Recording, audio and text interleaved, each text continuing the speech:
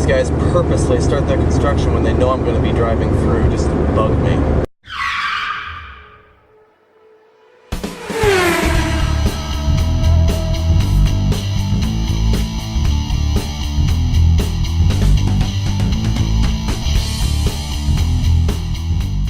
Well, since I gave you a rant instead of a book review on Monday, I'm going to give you a book review instead of a rant today. I'm currently rereading Mary Called Magdalene by Margaret George, a book that I reviewed some time back. And so for today's book review, I'm going to review another Margaret George historical novel, The Autobiography of King Henry VIII.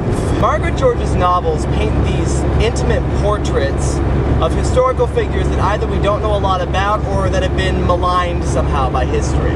And so it makes sense that she would target as one of her characters King Henry VIII. In this novel, towards the last years of his life, King Henry VIII decides to sit down and write out his life story. Now there is an interesting twist in this novel that doesn't exist in Margaret George's other novels. This autobiography of King Henry VIII includes notes from his fool, Will Sommers. Will Sommers was a real person. He was actually King Henry VIII's fool. He's seen in at least one famous rendering of the Tudor family.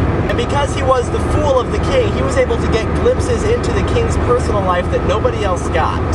And so through these notes, we see King Henry VIII not as a tyrant or a madman or other stereotypes that history has painted him with. We just see him as a very, very flawed human being. It's really interesting to look at these different stories from Henry's point of view, because so often we don't get that. In stories about Catherine of Aragon and Anne Boleyn, we see the wives completely as victims. And Margaret George considers the possibility that maybe, just maybe, it's Henry who is the victim of something rather than these two wives. That maybe Anne Boleyn wasn't as completely innocent as history has made her out to be.